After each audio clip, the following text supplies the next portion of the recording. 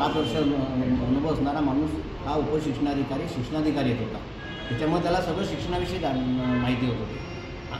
म्हणजे शिक्षक कसा पाहिजे तर शिक्षक हा TET पास व्हायला पाहिजे आणि शिक्षणाधिकारी त्याला असणारा माणूस शिक्षणाधिकारी TET पास नाही झाला तो कसाही करतो. त्याची परीक्षा आहे किंवा त्याचं आणि अनेक पदोन्नतीची प्रकरणं ही जिल्हा परिषद ADIचे उपशिक्षणाधिकारी म्हणून पडलेले आहेत. त्यांना देऊन त्यांनाही येऊन पदं भरता येतात. ते करत नाही आहे शासन. चांगलं शिक्षण पाहिजे असेल तर पटसंख्येवरती शिक्षक आता उपमुख्याध्यापकाचं पदही पटसंख्येवर आणलेलं आहे. पूर्वी हे तुकड्यावर होतं. ते तुकड्यावरचं पद इथे करकाडे नावाच्या बसलेल्या आहे. त्यांना त्याचं 3-3.5 वर्ष झाले अजूनही ग्रॅज्युएटीची रक्कम 9 लाख रुपये मिळालेली नाही. इतकं भ्रष्टाचाराला 3 वेळा ते प्रकरण पाठवून 1-1 वर्षाच्या वर पाठवून हे केलेलं नाही. एका गरीब विजयेला हा देणारा कोणाला त्रास आहे. शिक्षण मंत्रीचं आव्हान होतं की सरकारी शाळेमध्ये CBSE चालू करण्याचा प्रयत्न चालू होणार. मग याच्यावर आपली काय प्रतिक्रिया? CBSE चालू करा, अभ्यासक्रम चालू करा, CBSE करा.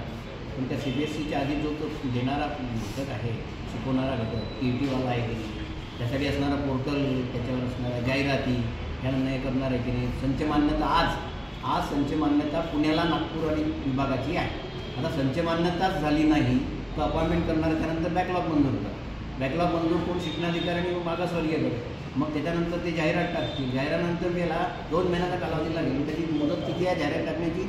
31 आहे. 31 जानेवारी आहे. त्याच्यानंतर मग अप्लाय करतील. कोण? जो शिक्षक TET पास झाला आहे तो देतील. हा शिक्षक पुरवला पाहिजे. सिलेबस करा ना. आणि जो CBSE शाळा आहे की नाही या CBSE शाळेमध्ये जो शिकवतो त्याचं नोंदणी झाली पाहिजे. त्याला ठेवतात तर काढून टाकतात. तो किती क्वालिफाईड आहे तो तपासला गेला पाहिजे की तो TETवाला आहे तपासला गेला पाहिजे. यासाठी त्यांची मागणी करून त्यांना कोर्टात जाण्यात त्याला जर नोकरी काढलं तर कोर्टात त्याला न्याय मिळाला पाहिजे. कायदा 1977 आहे, नियमावली 1981 आहे. त्याच्यामध्ये तरतूद केली पाहिजे गव्हर्नमेंटने आणि आणा ना.